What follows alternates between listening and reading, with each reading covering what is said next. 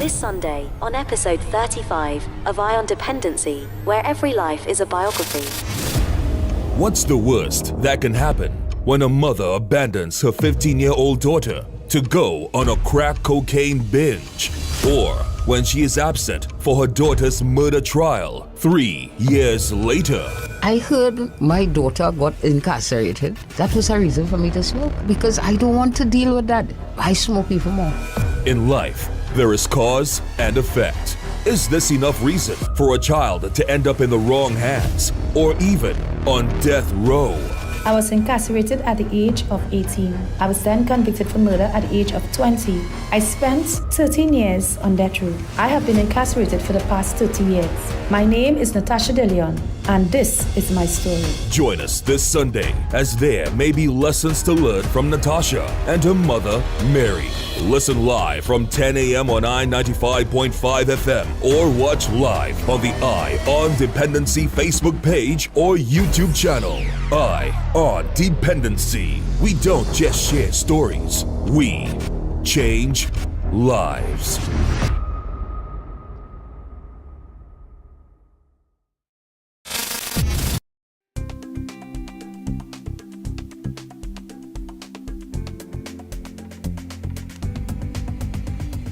The government of Trinidad and Tobago, through the National Task Force Against Trafficking in Persons, continues to develop and implement effective policies and procedures to prevent and suppress human trafficking. To date, the National Task Force has developed 2 national plans of action against the crime of trafficking in persons. Trinidad and Tobago adopts a 4-pronged approach in its response to human trafficking. 1. Effective identification of victims and witnesses. 2. Prevention of human trafficking. 3. Protection of victims and witnesses. And 4. Prosecution of suspected traffickers. In the Ministry of National Security, we established a specialized unit called the Counter-Trafficking Unit to lead and manage Trinidad and Tobago's response to human trafficking. The Counter-Trafficking Unit works closely with the Trinidad and Tobago Police Service, the Immigration Division, and international law enforcement agencies to aggressively and proactively investigate and prosecute suspected human traffickers. Human trafficking is a serious crime. Rest assured, the government of Trinidad and Tobago and its agencies remain committed in the fight against human trafficking and will respond with immediate effect when the need arises. We are the Counter-Trafficking Unit of the Ministry of National Security, Trinidad and Tobago, safeguarding human life. Hola, my name is Elena. Well, it's actually not my real name. You don't really care, do you? All you care about is once you pay your money to my boss that I look pretty, smell nice, smile for you, and let you have good time, enjoying yourself and doing to me whatever you want to do for the money you paid. What you don't see or know is that I don't get any part of the money you paid. My boss takes all of it. I am forced to work, taking as many clients as my boss tells me to. I am beaten, made to take drugs, and I cannot leave this kind of work on my own. I am a victim of human trafficking. Please, por favor, help me.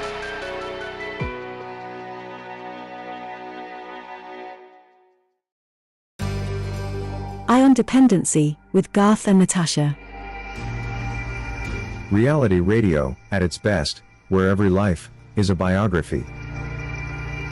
Sundays at 10 a.m. and exclusively on I-95.5 FM. And streamed live on the On Dependency Facebook page and YouTube channel.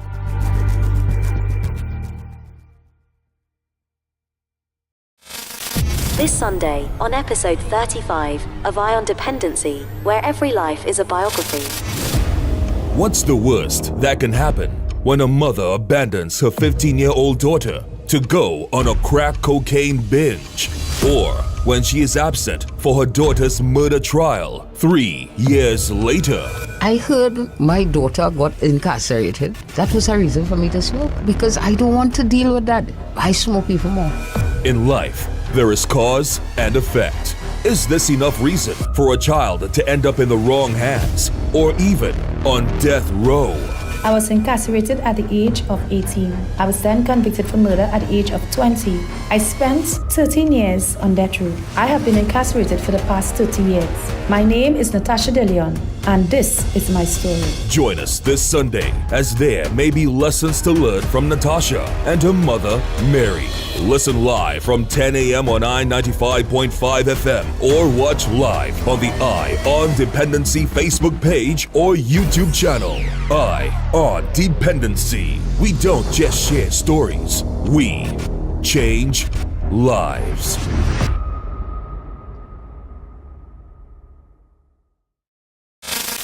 This Sunday on episode 35 of Eye on Dependency, where every life is a biography.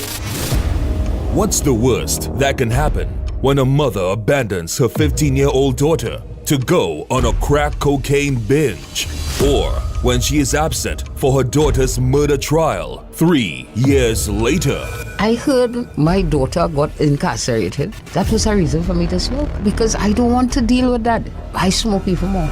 In life, there is cause and effect. Is this enough reason for a child to end up in the wrong hands or even on death row? I was incarcerated at the age of 18. I was then convicted for murder at the age of 20. I spent 13 years on death row. I have been incarcerated for the past 30 years. My name is Natasha De Leon, and this is my story. Join us this Sunday as there may be lessons to learn from Natasha and her mother, Mary. Listen live from 10 a.m. on I-95.5 FM or watch live on the Eye on Dependency Facebook page or YouTube channel. Eye on Dependency. We don't just share stories, we change lives.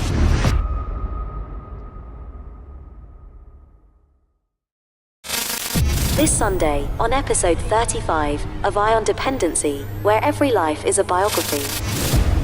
What's the worst that can happen when a mother abandons her 15-year-old daughter to go on a crack cocaine binge? Or when she is absent for her daughter's murder trial 3 years later? I heard my daughter got incarcerated. That was a reason for me to smoke because I don't want to deal with that. I smoke even more. In life, there is cause and effect. Is this enough reason for a child to end up in the wrong hands or even on death row? I was incarcerated at the age of 18. I was then convicted for murder at the age of 20.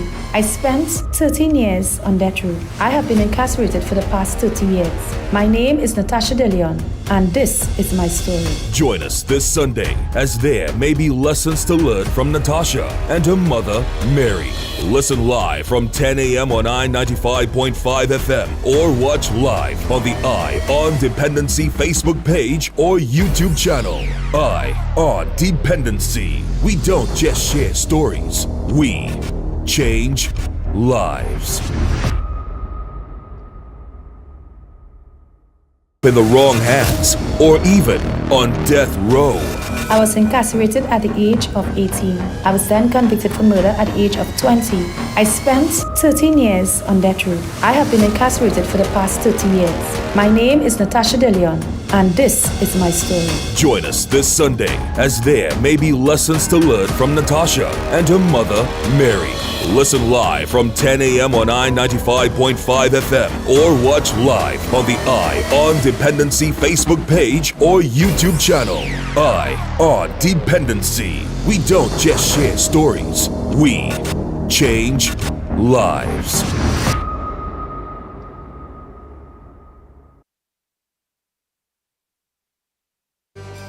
Eye on Dependency with Garth and Natasha.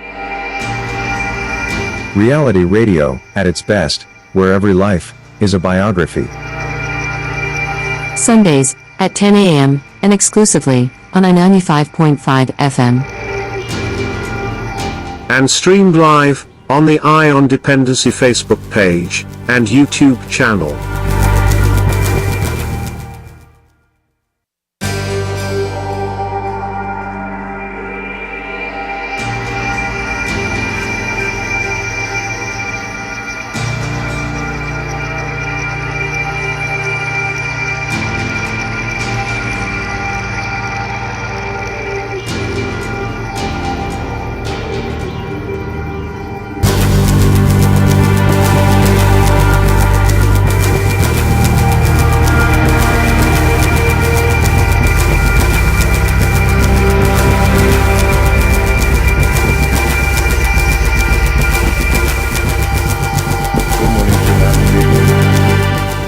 Good morning, Trinidad and Tobago, and welcome to Dependency right here on I-95.5 FM, live on the Dependency Facebook page and YouTube channel.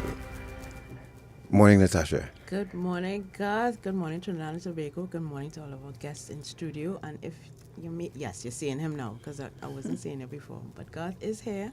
You're hearing his voice. He's behind the controls this morning because we have a packed studio. Yes, we thank Gary for lending me. To you to introduce our guests this morning. Yes, we thank Gary for lending us his seat so that we could have this program done this morning. For the duration. So, it's better that way.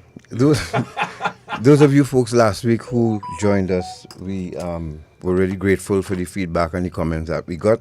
This morning it'll be even more interesting because, again, as we like to do here on Dependency, try and send lessons every time we come on the air, and so that you could learn something when you leave. So in studio with us, of course, is Officer Agard.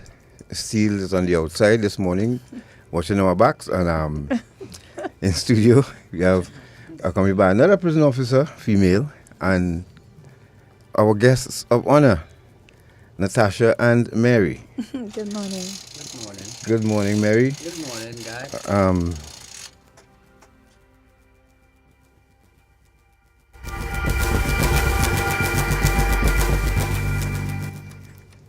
All right. Thank you very much. Yes, sorry for that little break in transmission. Yes, so our guests of honor are here, and we are really excited for this life journey this morning with mother and daughter, and how their lives become intertwined in this studio here this morning, the reason why they're here. And Ms. Agard, we want to thank you once again for taking the time to be with us. Thank you very much, Garth, Natasha. You know, we actually have two Natashas in studio this morning, so I have to make sure Natasha on the left, Natasha on the right. So good morning to Trinidad and Tobago. On behalf of the Trinidad and Tobago Prison Service, we want to say good morning and thank you for having us here. As you rightfully said, today is another packed program. We had a terrific program last week, Sunday, and today we guarantee it's going to be another very interesting program. So good morning to you, Miss Mary De Leon. Good morning. And Natasha. Good morning, Nessa. Good morning. Well, Natasha and Miss Agard are no strangers to the microphones because they host programs at RMR, Rise Maximum Radio, at the Maximum Security Prison. And, of course, before we leave this morning, you'll be speaking with Mr. Commissioner Ramuta. All right, so, Natasha, you want to introduce Natasha? Well, she's no stranger to us and no stranger to Iron Dependency. And, of course, good morning to those of you tuned in on YouTube and Iron Dependency. We already have one message from Joanne Archie of the Trinidad and Tobago Police Service, who she's locked on and listening, so we're glad to have you, Miss Archie. You remember Miss Archie, Natasha? Yes, I do. Yes, she sends her regards. Thank you very much. Yes, she said she was a young detective constable back in the day. And but Natasha, let's go to video B, short man, and let's see first what Natasha had to say, and then go back. We return to the beginning of it. All right, so this is one video that was provided to us by Rise Maximum Radio, and it's at a forum. Ms. Agard, you want to say this? I think this was from a forum on for prisoners, where prisoners were allowed to speak and address the Attorney General and other persons. And Natasha spoke at City Hall? Yes, very powerfully on behalf of incarcerated persons, lifers. So that was a couple of years ago, yeah, Natasha? Yes, it could have been about 2016, somewhere around there. Yeah, I went and addressed actually new to this Mr. Alwari. Yes, yes. So we got that video and we just trimmed it a little bit, but we'll show you what Natasha had to say about her experience in prison and what she hoped to see for persons like her who are in her position, and what the prospects are of them being released from prison. Yes, and then once you hear that, we'll go back to the beginning. How did she end up on a forum like that saying what she said? All right, so short man, ready? Let's go. Good day, ladies and gentlemen. I am Natasha De Leon, and I am about to highlight the forgotten ones. On the 22nd of August 2008, I was removed from death row and was classified a lifer. This means I was sentenced to life imprisonment. Today, I want to talk about the way in which society forgets those incarcerated for life.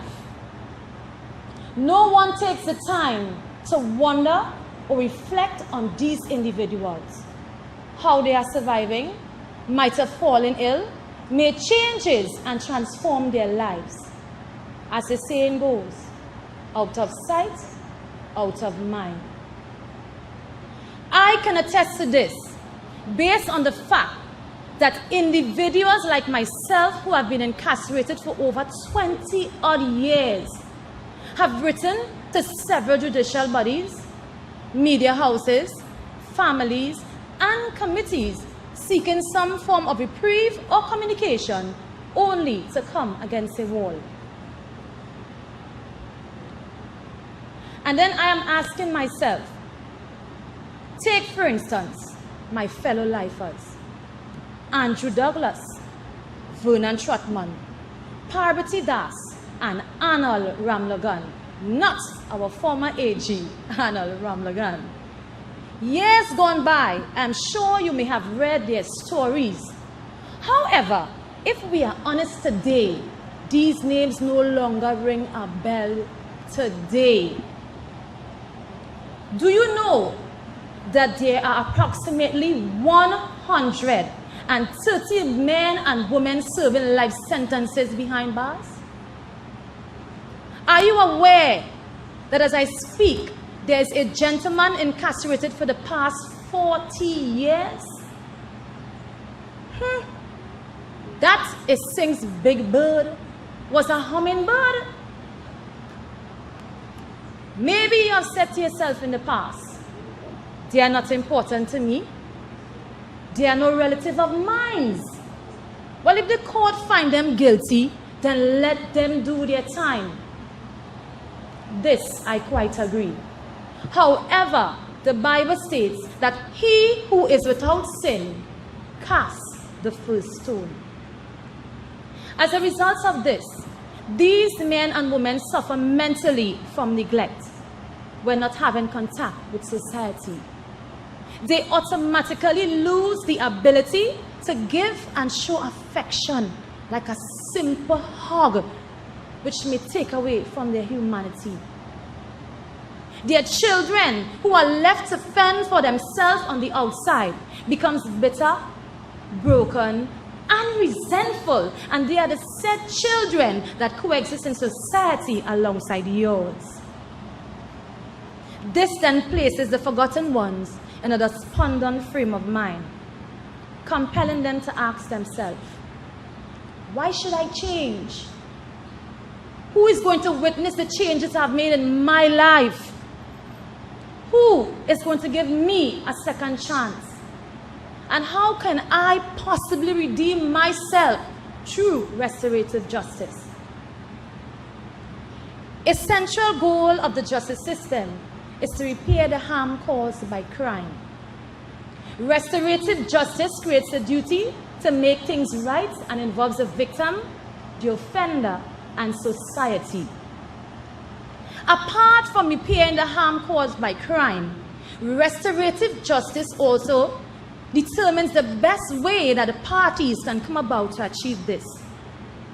Thirdly, it deals with transformation, which is the changes in people, relationship, and the community. In order for restorative justice to become successful, the offender must first willingly acknowledge that he has done something wrong, make changes, and seek forgiveness from both the victim and society. It is only through this effort can the offender bridge the gap. Once that gap is bridged, society can then agree to assist by petitioning the courts to have these matters heard periodically, viewing the progress of these individuals. Support can also be given via visits and letters to bring about hope and to promote healing. not just to the lifers, but also to victims as well. Committees can also be structured to ensure active file, keeping them on the front burner. Ladies and gentlemen, it is said, the future is not where we are going, but what we are creating. Should these steps be taken, those incarcerated for life will have a reason to hope for a better future, allowing them the opportunity to forgive themselves for the wrongs they may have done. This also will enable them to become rehabilitated and reduce the rate of recidivism. I am of the belief that should society remember those incarcerated for life, it would not only show support in each and every one of our struggle to become better individuals, but you, society, will be giving us a torch to go forward.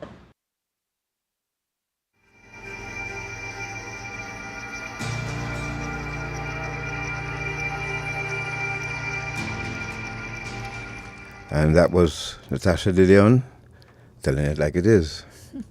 Mary? Yes. How did Natasha reach to be giving a speech like this? Tell us. We want to hear from you now. You're her mom, and she's speaking here as you were still on death row here, or this? No, I was. What I was basically doing is I was graduating from a I'm trying to remember, Agents of Change mentorship course that I did for over about 8 to 9 or 10 weeks, and they had a lot of UE individuals who were to come and actually tutor us and instructor us, but for some strange reason I was moved to sit and write my own. I was the only one that actually didn't really have a UE experienced person. So, whilst lying on my bed, some just told me one night, Natasha, write from the heart. What I think that restorative justice should be, how as a person who are incarcerated, how to bring about that for people to more understand it, and for those who are behind bars to understand that it's not about us behind bars no more, it's about those who are on the outside, those who who had offended them in some way, or hurt them in some way, so that you understand how it's important it is to bridge that gap. Mary, this is your daughter. Yes, she is. And you've never hid the fact that of your past. You've been very open about it. You've been a guest on Dependency a couple of times, right? I have. But this is your child. Yes. How did she happen to be giving a speech like that?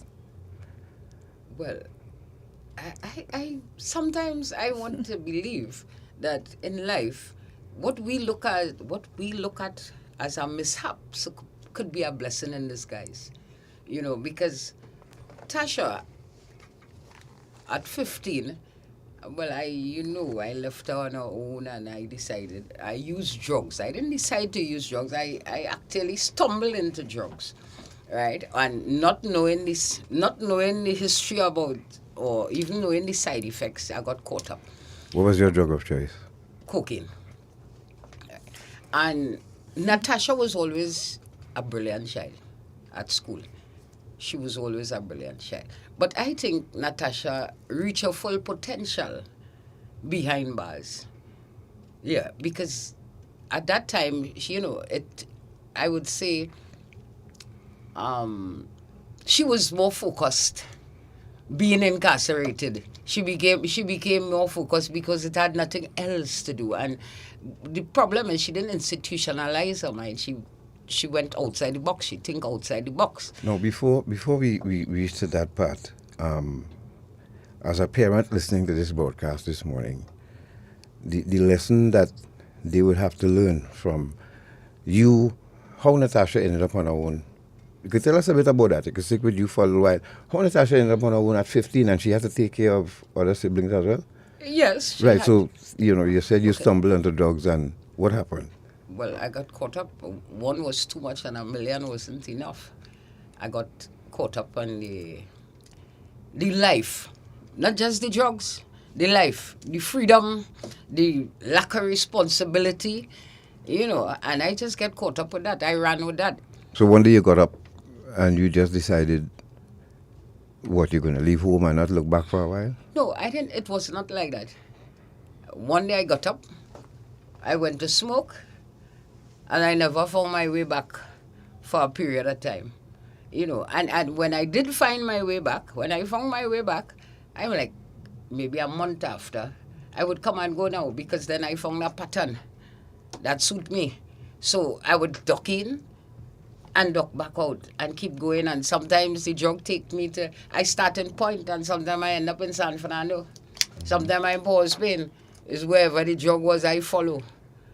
So I guess that was the outcome of my, you know. So eventually you stayed away for a while? Eventually I stayed away for a while. How long you think that was? Months. But I had spoken to her dad at the time and asked him, I told him where I was. I said, I really can't handle it, you know. I need you to stay with the kids. And he was there, but I guess he wasn't much of a dad anyway. You know, I don't think he was much of a dad because, it's not right to say this, but God rest his soul. And I remember Tasha came to me and said to me, Mommy, you know, Daddy encouraging us to go in the grocery and pick up things, you know. Yeah. But at that time, I had no control over my life. You know, I was in no control over my life, so I couldn't even help at that time when she came to me. Yeah. But did you ever foresee, what did you foresee, if anything, for your daughters and your children's future at that point, or that wasn't part of the equation? Natasha, under the influence, all I could see is where to find the next smoke. Yeah. I had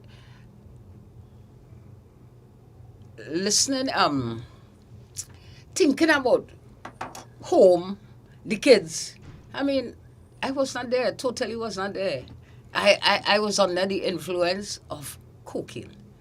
And all I could think of is where to get the next smoke. Furthermore, it had things, I had a debt. I had 3 debts in my life, which was my grandmother, my father, and my husband died in the space of 1 year. And then discovered drugs. So the pain, it kept me not even wanting to think about anything. Drugs was like my comfort zone.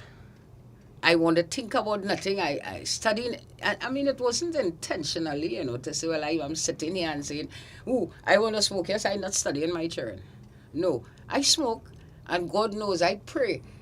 Every time I go to smoke, I pray. I still pray. You know, and thank God today, I thank God that today He heard me. What did you pray for while you smoked? I pray for Tasha and, you know, what she going through. I still pray for Tasha and what she going through. I pray for me to come out of Father God where I am, because I was never comfortable in life, because I am smoking, I am frightened, I am paranoid, I am not really enjoying it, but I can't help it. I just can't. I have no control over the desire to smoke, you know. So, this is why everything was left. And that continued way up until Natasha was arrested, imprisoned, went to trial, went to death row, and you were still in the throes of addiction. Yes, I tried. I tried many times. I checked into rehab.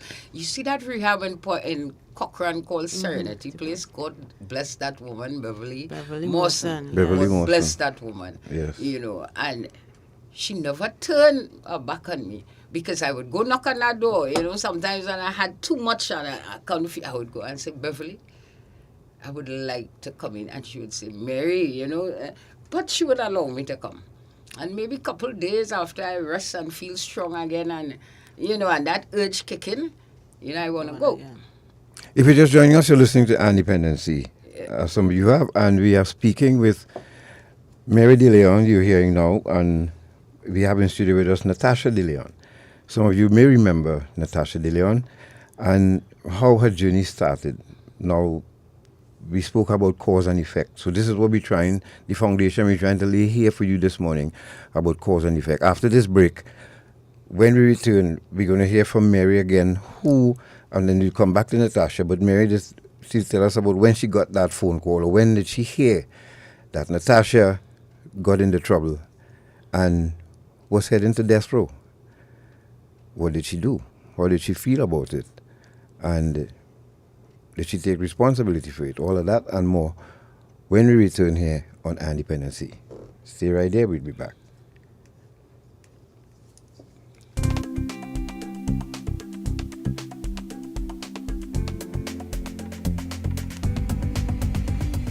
The government of Trinidad and Tobago, through the National Task Force Against Trafficking in Persons, continues to develop and implement effective policies and procedures to prevent and suppress human trafficking. To date, the National Task Force has developed 2 national plans of action against the crime of trafficking in persons. Trinidad and Tobago adopts a 4-pronged approach in its response to human trafficking. 1.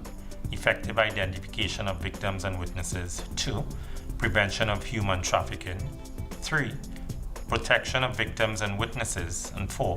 Prosecution of suspected traffickers. In the Ministry of National Security, we established a specialized unit called the Counter-Trafficking Unit to lead and manage Trinidad and Tobago's response to human trafficking. The Counter-Trafficking Unit works closely with the Trinidad and Tobago Police Service, the Immigration Division, and international law enforcement agencies to aggressively and proactively investigate and prosecute suspected human traffickers. Human trafficking is a serious crime. Rest assured, the government of Trinidad and Tobago and its agencies remain committed in the fight against human trafficking and will respond with immediate effect when the need arises. We are the Counter-Trafficking Unit of the Ministry of National Security, Trinidad and Tobago, safeguarding human life. Hola, my name is Elena. Well, it's actually not my real name. You don't really care, do you? All you care about is once you pay your money to my boss that I look pretty, smell nice, smile for you, and let you have good time. Enjoying yourself and doing to me whatever you want to do for the money you paid. What you don't see or know is that I don't get any part of the money you paid. My boss takes all of it. I am forced to work, taking as many clients as my boss tells me to. I am beaten, made to take drugs, and I cannot leave this kind of work on my own.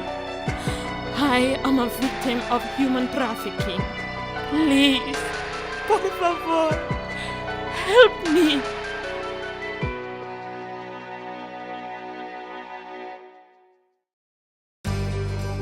Ion Dependency with Garth and Natasha. Reality radio, at its best, where every life is a biography. Sundays, at 10 a.m., and exclusively, on 95.5 FM. And streamed live on the Ion Dependency Facebook page and YouTube channel.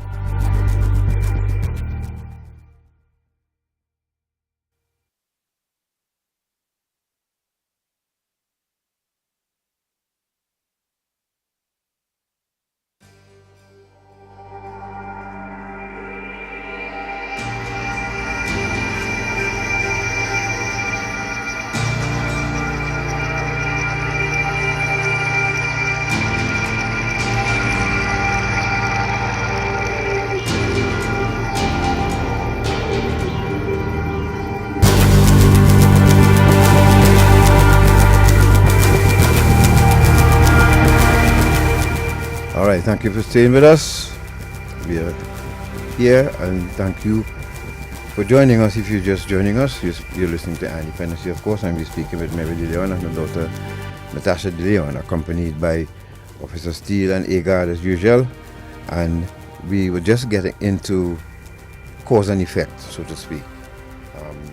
Mary will continue now by telling us she got that phone call. She left her 15-year-old to take care of herself and brother and sister, correct? And nothing, I mean, let's face it, nothing good could come out of that. Mary, so the journey continued and you got that. Where were you when you found out what happened with Natasha? Smoking. So you had a phone still? No, I had no phone. I was smoking and someone came. Right, that's what I mean. And told me, Mary, you hear what happened? Nobody didn't call me, you know. Mary, you hear what happened? I said, what? And that was another smoker telling me that. You hear your daughter get locked up? I said, my daughter get locked up for what? They say some murder thing. This is how the person comes now. So I left and I went to find out. I went to my uncle. You know, and I said, Uncle Sisto, I heard so. Did you hear anything? Did you hear anything? And he said, yes. I heard Tasha and Julian got locked up. That is Natasha's brother. I heard they got locked up. And it ended there because I was unable to do anything at that present time. I was broken. I had no money. And my uncle would not have given me any money because obviously they believe I not going anywhere. I want to smoke. So no one wanted to give me any money to even move out to go leave Point to find out because I heard they was in San Fernando. And I just went back to smoke. That's all. I mean, I didn't want to deal with it. I really didn't want to deal with it at the time because, like, I am telling myself, what I'll do. And then they said that their father was with them. They told me that their father was with them. So I thought, okay then, he would deal with that. And I went back to smoke. So did it come as a surprise to you when you got the news? Of course.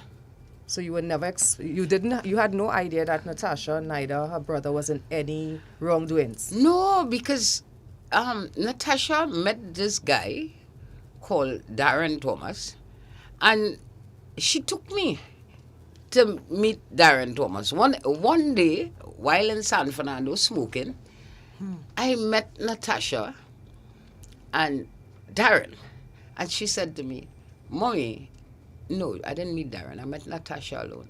And she said, Mommy, I am living in Princestown. I'm living in Princestown with this guy called Darren. I need you to come and meet Darren. How old was she then? She was 17. Yeah, she was 17. I need you to come and meet Darren. And I did go and meet Darren. I didn't stay very long. You know, somehow, I don't think that I felt, you know, comfortable with with him. You didn't but I didn't feel comfortable with him, to be honest. From day one I said that I'm not comfortable with Darren. You know, I don't know what it is, but I left immediately. The car that dropped me off that day was turning, and I said, wait, I'm coming. You know, as I stepped in, I don't know what I felt, but I was very uncomfortable, you know, and I left. But after... Did you tell her that you didn't take to him, or you know? I think she knew. You knew, Tasha? You did mention it at the time. I mentioned it. Okay. Yeah, because I wasn't I don't know. I stepped in, I met him, and I had a real funny feeling, you know. And I said, I got to leave. No, walking away from that, did anything jolt you? Wait a minute. This is my 17-year-old child. I live in with a man and going back. That I but the drugs was stronger at the time. What you've been there. So of course I've been there, but you know, under the influence, you know, you can't really process anything. But did you comfort yourself in knowing, okay, she somebody's taking care of her. That's what I comforted myself with. Well, at least, and this place was nice. The ambience was nice. Everything else was just, I couldn't figure out why or what caused that discomfort. But everything else looked, straight up. Everything else looked good. The place, the area, And I think, well, okay, she all right. And you go on with your business. And I go on with my business. But Natasha, if you could just jump in, why did you feel it important for her to meet Darren? Because, there's, I don't know, sometimes you're growing up and you think life is sometimes really a fairy tale. Because I just want to say this out now, right, that the knowledge that you have now, looking back after years, it would not make it. Sometimes people just really tell you, show me your friends, I tell you who they are. But normally, my mom always say that if we like somebody or somebody like us, don't jump through the window, bring them home, or let me see who they are in the event something should happen to you, Or was it, let me just stick up in here, or was it that you wanted from her the approval? Either the approval or a run from here now? Yeah, well, which one you wanted, actually? It come at the both technically, but let me tell you this, right? When I met, I just want to say this, I shouldn't really be talking about this right now, but what I would say is this, right? Because, anybody told me that today my life would have been like this, I'd have said no. Because when I don't want to stigmatize all men, because I know all men is not the same, but when you meet somebody, they will never actually show you their bad side first. We all know that. There are some people who will show it to you point blank and they don't care, and there are those who would just, and it was unfortunate for me because when I wasn't looking at him as a person who would have, we would have been down the show today. Already astray. Oh yeah, because I glad for to meet my mom and for mom to, actually it took a while because we dated some months before, and I really wanted to meet my mom, but I didn't really want to tell him that my mom was on drugs at first. Mm-hmm. And then this girlfriend I went to and I told her, and she said, "Girl, well, if you like it, let her meet your mommy, and is that you accept your mom how she is or whatever." And then one day I came out and I told him, I said, "Well, my mom was on drugs, and I should have, sometimes science hit us right there, but we still be in this denial." It was right there because it's like somewhere along the line, I don't know if the relationship get off or if it went a bit on. I'm not even certain how that to say it, but it, like in the long run, he was enthusiastic to meet my mom after that, because when he heard that she was on drugs and such, and when mommy came, even we happened to bounce up and right in San Fernando, I think it was on the coffee or somewhere, and I told mommy, I said, "Mommy, well, this is the person I'm with and I really like it," and she said, okay. She was a bit reluctant and she asked Natasha, meet this boy and I tell her. And then I ended up inviting her. She saw the place. She really was uncomfortable. And on leaving, I get her as how she wants to just leave. I didn't see it as her being uncomfortable. I thought she wanted to just like run, So to me, I don't know, like I was because honestly, yes, I was kind of angry with mommy. The mere fact that she was actually not being there. So when she wanted to leave, I was like, you can't be there for us, not one day, you understand? So in a way too, it's like, this guy showed me one way, it's like the affection what you're supposed to be giving me, I basically was trying to get one other place, which is a bad thing. Because it didn't turn out, because most of the time as you learn, sometimes when people realize you're vulnerable or you're open to them or you're dependent, they tend to take advantage of that. Absolutely. And so remember the age you were 17 years old. You don't have any knowledge or experience about relationships and all life of this. So you would expect and all of these things. That the decisions that you make would be not fully formed because your own brain is not fully developed. No, Natasha, we get a phone call every time we get arrested. Somebody gives, we have to call somebody. Did you call Mary? Tell you the truth,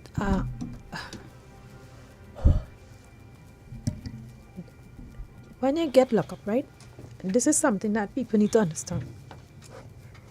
When you get arrested, if there's always talk about laws and the their rights and all them things, that's in the movies. And I go and pour no front to nobody. I just want to be real, right? Because I rather to be truthful. Because mommy always tell us better we speak the truth and call the devil a liar, right?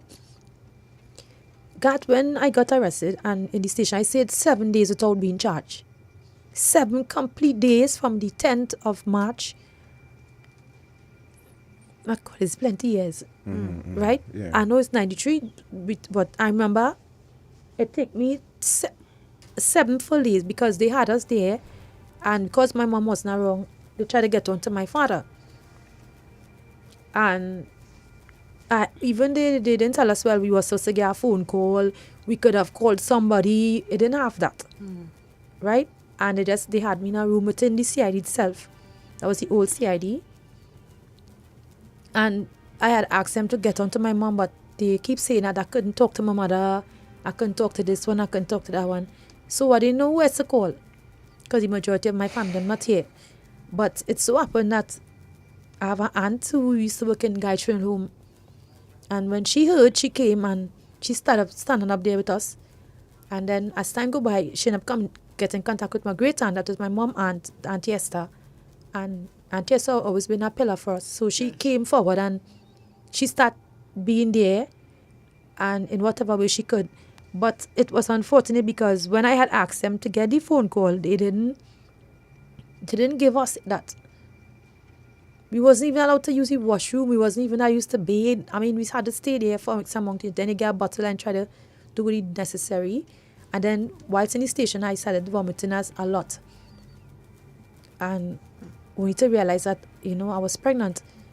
And although I had asked them to go to get some kind of care, the hospital was right there, San Fernando Hospital right there. And I was never taken to the hospital either. So I stayed there until eventually they took me to the magistrate court about 6 or 7 days after. And then I went and I saw JV. But before that, my father came. That time my father was living in Mbakade in San Fernando. And when they bought him, he was living with this lady. But when he came, he brought me a dress. And that's the dress I was arrested in. That was the only change of clothes that I got, right?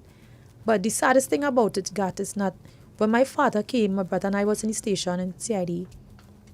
And the police them stopped dealing with us. They started dealing with him. And he went to them and they write whatever paper, and there was more dealing because they said that they had us as juveniles. So they was remanding me into the St. Jude's facility. My brother went to YTC. But my father was the one doing all the interaction with them during the course of that time. But the saddest thing about that is that I didn't know my father too was on drugs. Yeah. This is the sad part. I didn't know this, right? So my father, being honest with you, my father was the one who actually, I understand from what I understand through the grapevine, through one of our former attorney, they had him held in the holding bay downstairs in the San Fernando Magistrate Court. And he paid $50 to come to stay because apparently they needed to have an adult person with regards to statements and whatever. So they started, as I said, they had hands-on with my father. Only to come now and they needed my father to say, well, he was there when so-and-so take place and whatever. So for $50, my father went and said, under the influence, that we gave a statement and whatever. Where that didn't happen because my father was the one who would do that. My father went to the JP. The JP speaking to him, they didn't have no interaction with us. So my brother and I going along because we believe in whatever my father said, probably it is. And not knowing my father actually sold us for drugs, right? So it happened now that every time we see my father in the magistrate court downstairs, I am like a football and daddy helping us, not realizing my father now helping, yeah, right? And then the policeman started buff him up and run him and stuff. And then we kept to find out the lawyer came and he told us it was a legal attorney. He said, Natasha and Andre, that my brother, unfortunately, all their father come to give evidence. But I don't know who spoke to my father eventually, and he became aware one day, and he came by the court. And when he did come by the court, all that time he was still in custody, right? That him in remanded in GGP, Go prison. And he came out and he said he's sorry. He said that he was sorry, and I asked him sorry for what. Then he said he was sorry because he did not know it was all of this and whatever, but it was too late. And then he came and he died in 2004 in the prison. he never came out of prison. They never let him go because they had him still there in case anything for him to try to. They wanted him to try to say that we did it. Because, and remember, we didn't. Oh, this is so messed up, eh? But my father ended up dying in my brother's arms while he was in prison, right?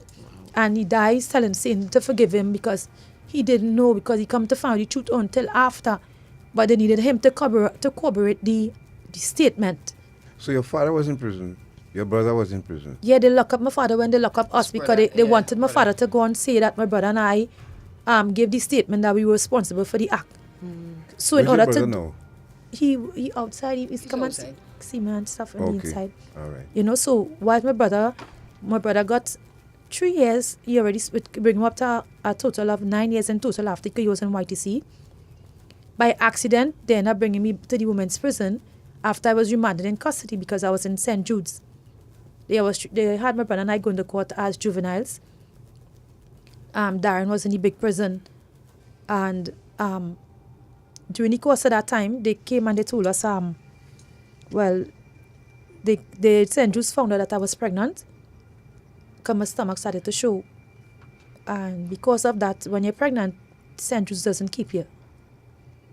So they tried to keep me for a little while longer, but then one of the mothers came forward and she said that I can't. And they ended up remanded me to the women's prison. And that's how I ended up going there. And the legal aid lawyer that I had, he didn't know. I don't know if he didn't know. I don't know. I can't answer for nobody. I can't say what was the dynamics in them times. I can't say because all I know, he was like, he wanted me to talking to me. Next minute he talking to Darren. Then he's not Darren attorney. Then he come and tell me, if push come to shove, if I had to plead guilty because you men just get less sentence and whatever. So, it was like a whole madness. And then, I remember I was pregnant, right?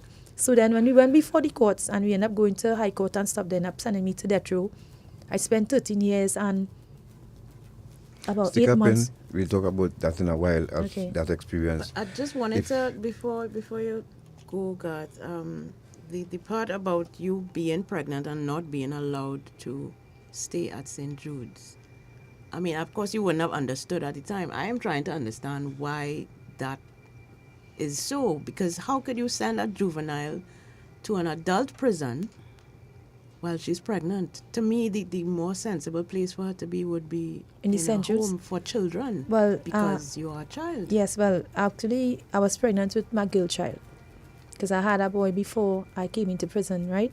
And I had her in the prison, yes. But as I said before, I don't know the dynamics with the St. Jude's, but I know the last time when they brought me back, Officer called me, when they came me back, they said that I would not be able to stay there or be housed there anymore because of the fact that I was pregnant. So all I know, by the time they sent us back to the courts and we got a document, and they took me to the women's prison. And Natasha, from then till now, I'm based right there. I'm looking at you and while you're speaking, and I continue to say the human being really is a strong, God created a strong person, a strong man, strong woman, mentally. Because I'm looking at you and saying, you've been through so much, and I'm sure there are a number of others like you in prison as well. But you're sitting before us, and you've been through so much in your life. Because you had a son, and your son was killed while you were in prison, right? Yeah, 2021. In 2021, it was shot. Yeah. Yes, he 22nd August. 22nd August 2021, sorry. Yeah. And you still, if you're just joining us, you're listening to Dependency. And we are speaking with Natasha De Leon, who you just heard telling her of her journey. And we have a mother in studio here with us, who before we go to this break, I'll ask her to just jump in here a minute and just go back to when she was arrested. She started going to court. Were you there at present in the court to at least offer moral support? No, God. I was not there, but my aunt Esther,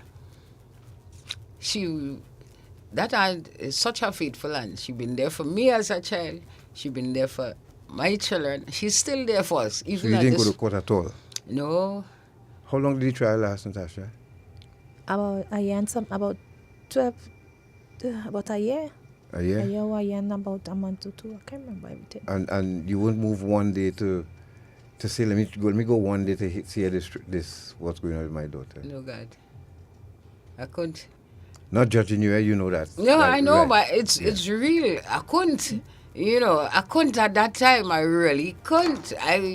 It's like this was even more cause for me to smoke because I don't know where to start, what to do, who to go to. I was like flabbergasted, and it's real. I mean, today with my knowledge, now that I'm sober, I could sit back and understand it and think, boy, that was real heartless. But it wasn't meant to be, because it wasn't, like, I'm not going. It wasn't like that. It's just, I couldn't. Every time you went to court, did you look back? Yes, did you look back to see if she was there? Honestly, God, Mommy, I don't want to hurt you, but I'll be honest, right? I love you and I forgive you for all that has happened in the past. So I just want to declare the air with regards to that, right? Because you just try, and sometimes I expect, you feel to forgive yourself, and I forgive you.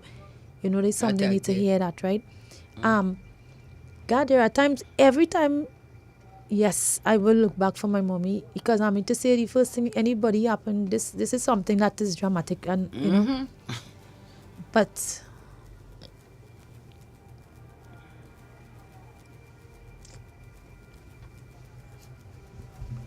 if you're listening to Dependency, and we are speaking with Natasha. Yeah, right. No, God, this is where we are seeing the importance of parents, the role that they play with their children. Because there are a lot of parents, we say that, we are working. That's an excuse. No, that's not an excuse. Yes, we work, a lot of us. Times have changed. Yeah. So we are seeing a lot of mothers, so instead of being home now, they are working parents, working mothers. But yet we still have to take that time to spend with our families. Fathers, they play a very important role in their children's life. Absolutely. So building that family, that bond together, it makes a big difference in your children's life. So the ones who are listening to us on the outside, we have to take heed of this. We are seeing here now where, the family was broken down at a very young age. Yes. And Miss Mary De Leon, as we said, we're not blaming, we're not pointing fingers, but we are seeing when these things happen, it can actually lead to a path of destruction. Of course. Yeah? Recipe for disaster. Eudine on Facebook makes a very good point. And she says, I often wonder if the people who sell drugs know the damage they cause to lives and families. And this is a perfect example of that, because both of Natasha's parents were under the influence of drugs, and that prevented them from playing the role that they should have played as parents to her, especially when she was in a time of crisis. No, here was the sad part. And the person who's speaking you hear, that's Miss Agard, Officer Agard from Rise Maximum Radio, who has accompanied Natasha here this morning. What I'm hearing also, with the I lost my train of thought. I lost my parents, drugs. Yeah. No, as Eugene said, drug pushers really don't care. No, they don't. What they do, right? They don't know how they destroy families. They know, They know, because I know some drug pushers stop pushing drugs from what they see they were doing to their community. They have drug pushers with conscience. Trust me, they are. And they saw it as a hustle to make a fast dollar. Mm-hmm. But then when they saw how they were destroying their community and the people around them, they decided no, they had to stop. But the other drug pushers, they really don't care about that. But to have a mother and father, on drugs, and not understanding in court, when it reaches the court, do they use these things, do lawyers put this on the table, they call it mitigating factors. Did they take that into consideration? Did anybody give a history of your life? No, they didn't do that. That was not an issue, because you see, God, the thing about it is that when my church, when he realized that his family, when they realized that mommy was on drugs, it didn't turn out good for us, because what happened is that they started to use it as an excuse they went and they started to pay a private attorney for my charge. So I was left with the legal aid, and sometimes the legal aid wouldn't come, and you're going through then sometime, until one time when we went before the magistrate court, even up to the high court, there's a guy in the dock say, family, you know what I want you to do? All they just say, I reserve a defense. That's all he keeps saying to say, right? At that time, I didn't understand what it mean. All I know he said to say that. So, when I stood up, I said, they asking me if I have to, if I want to question the police and these different people, right? Because basically, it's police in our matters. And I keep saying, well, I don't know, what to ask. So I started in my own way trying to ask questions, and the judge was saying that, Ms. De Leon, you can ask the court, you can ask the police officer questions. Well, I didn't know what to say. And then when my charge come and get Gilbert Peterson, this top lawyers and that top lawyer, and when the matter came up again, the judge, they use the fact that my mom was on drugs in a negative way, because they start taking it now like it on them side, like it was because of mommy using drugs make me a bad one and caused him to be in prison. So it didn't turn out good in the long run. I mean, it's not mommy's fault, but understand what happened. They when they get wind of that, my charge them, his lawyers them use it to make me know. Yeah. And from then till then, it started painting me in this bad light, this big criminal, and she's this and she's that. Like you led him astray. Like I leave here astray when in fact. Before you even meet me, police wasn't holding me and not getting arrested thing.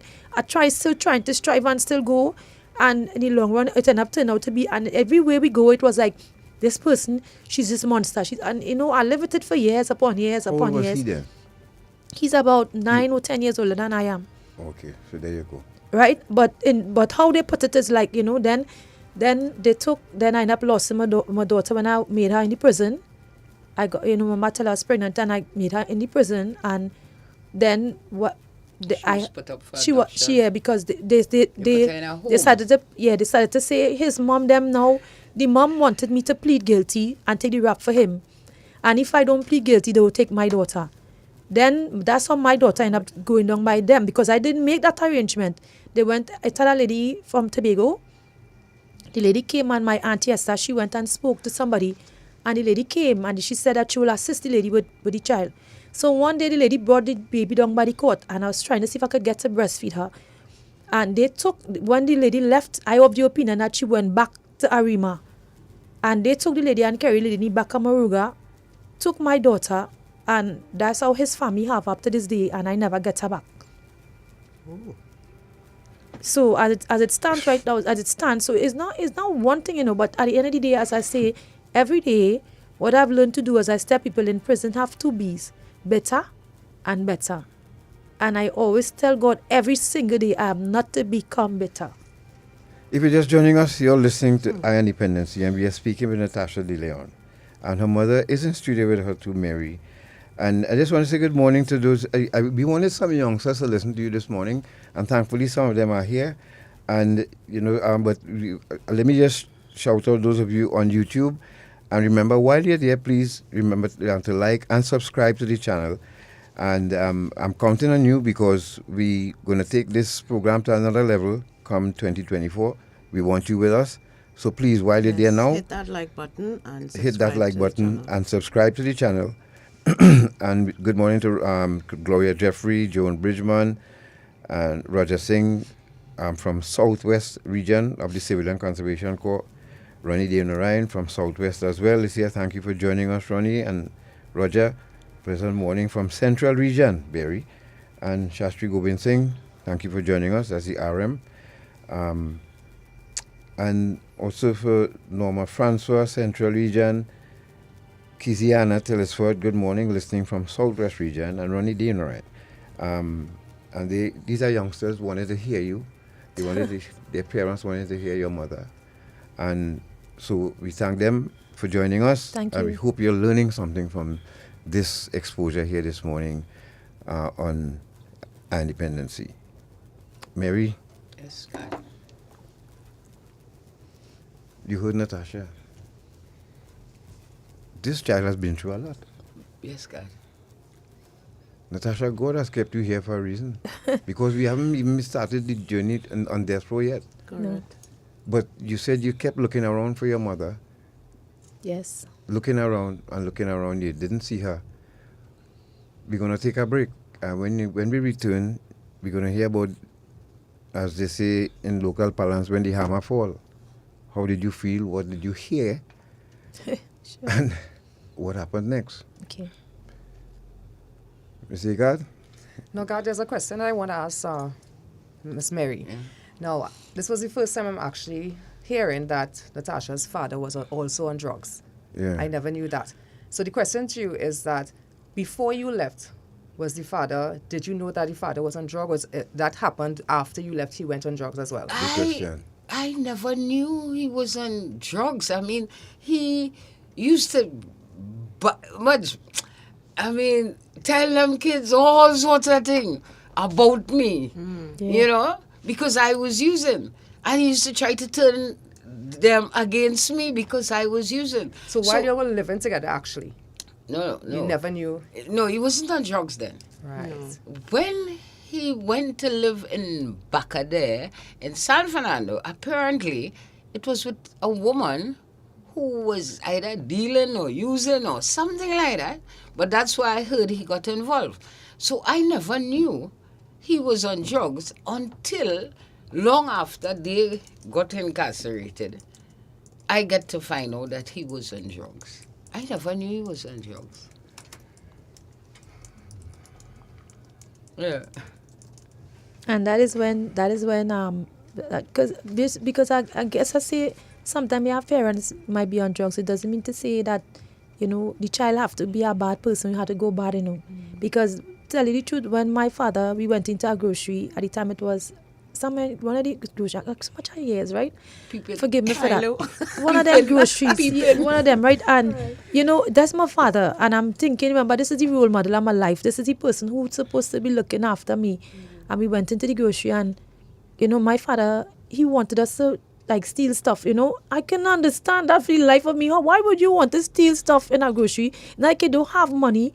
It's not like you don't have it, you know what I mean? And because I was feeling that level of, you know, it wrong and guilt and it wrong.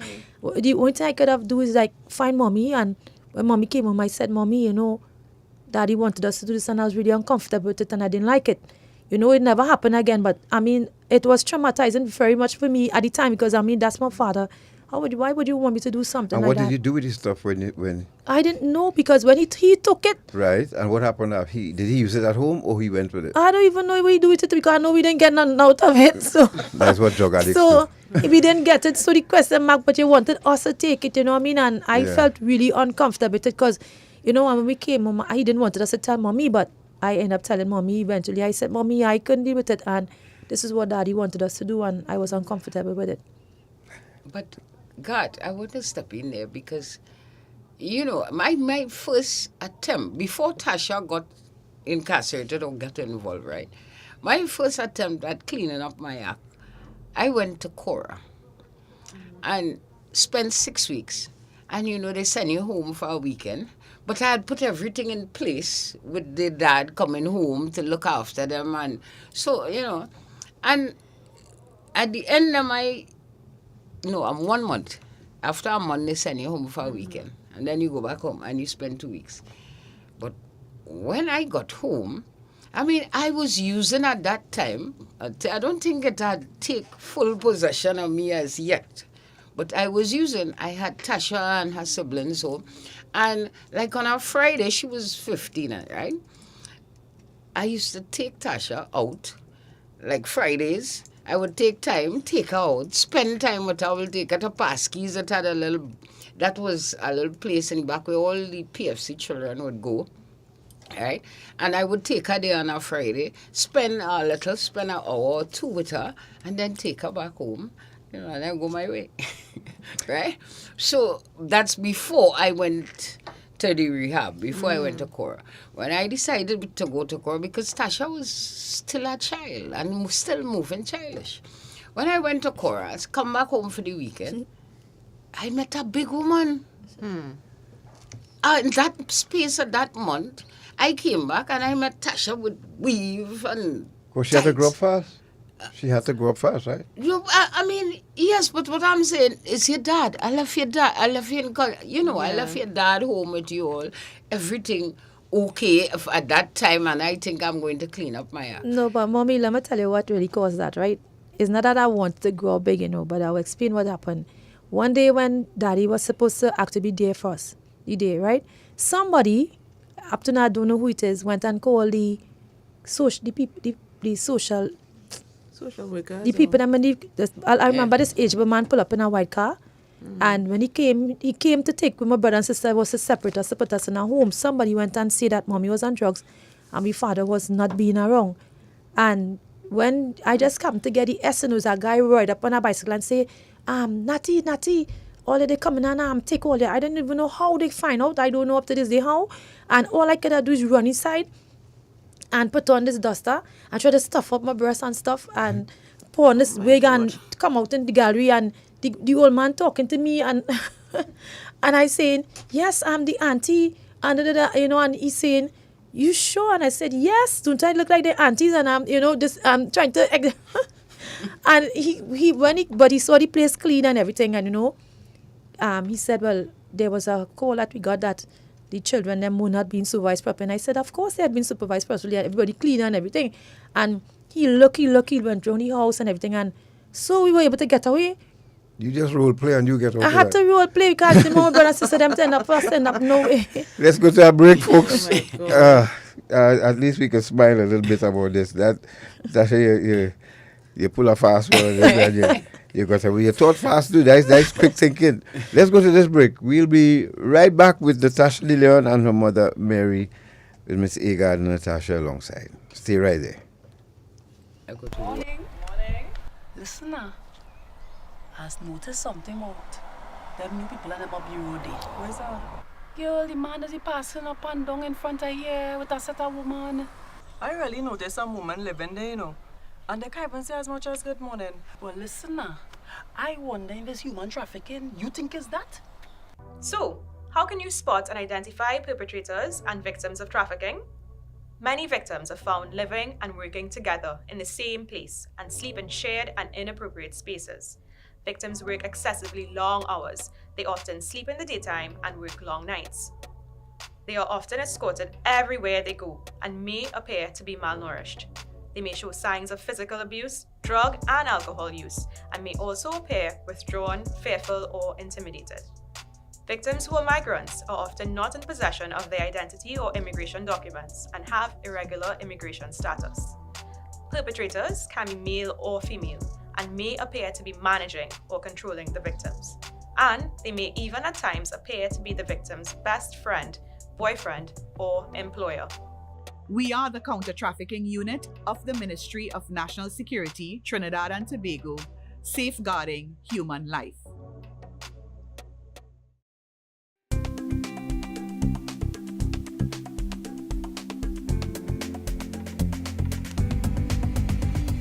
The government of Trinidad and Tobago, through the National Task Force Against Trafficking in Persons, continues to develop and implement effective policies and procedures to prevent and suppress human trafficking. To date, the National Task Force has developed 2 national plans of action against the crime of trafficking in persons. Trinidad and Tobago adopts a 4-pronged approach in its response to human trafficking. 1. Effective identification of victims and witnesses. 2. Prevention of human trafficking. 3. Protection of victims and witnesses. And 4. Prosecution of suspected traffickers. In the Ministry of National Security, we established a specialized unit called the Counter-Trafficking Unit to lead and manage Trinidad and Tobago's response to human trafficking.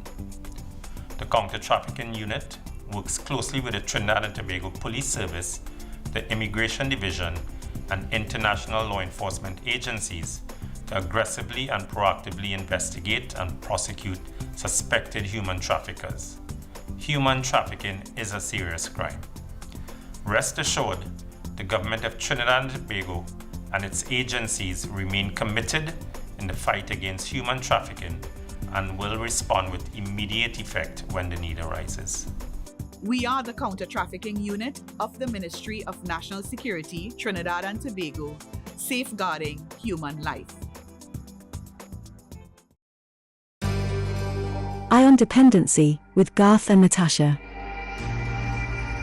Reality radio, at its best, where every life is a biography.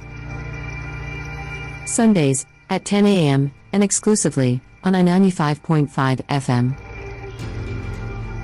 And streamed live on the Ion Dependency Facebook page and YouTube channel.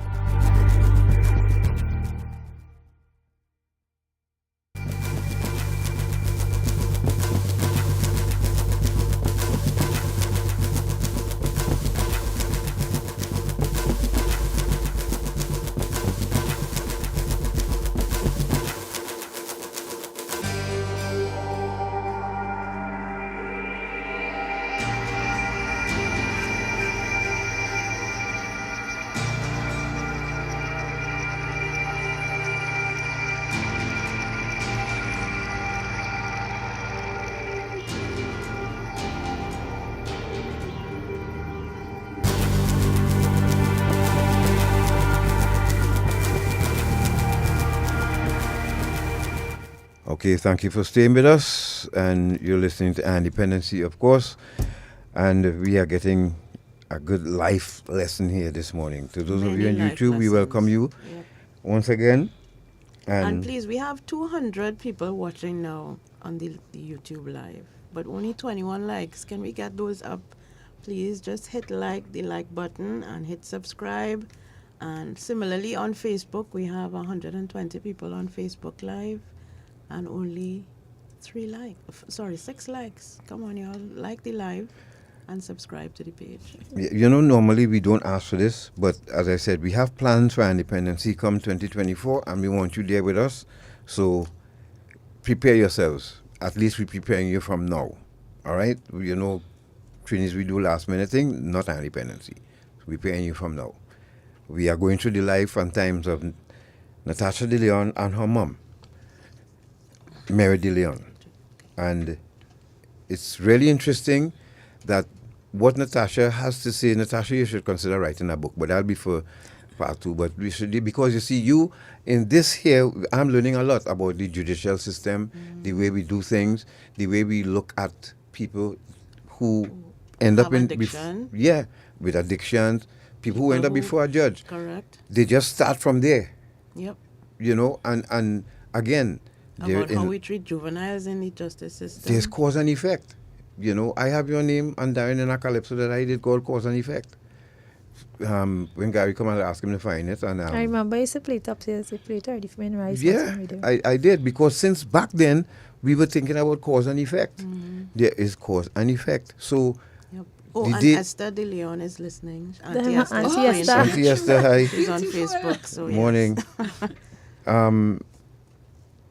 Natasha, so that day, when the final verdict. Guilty. Did you, how did it go? Tell us, take us through that part. All right, let me say this, right? The morning, well, actually, I can't remember morning, evening. God, I tell you, it's 30 years, right? But when I got the sentence, I remember, honestly, I heard not guilty. That's the truth. I heard not guilty, and it was one of my aunts who started to bawl and scream, and I like asking her, why you bawling and squealing and you're here not guilty? And she said, Natasha, you're not hearing what it is guilty. And I say, it's not guilty, you're not hearing it's not guilty. But I remember the policeman, I mean, they treat me exceptionally well. I can't say bad, because the one or two that was there who tried, they really tried with me. She ended up kind of like smacking my face. She was like, Natasha is guilty. It is not guilty, it is guilty.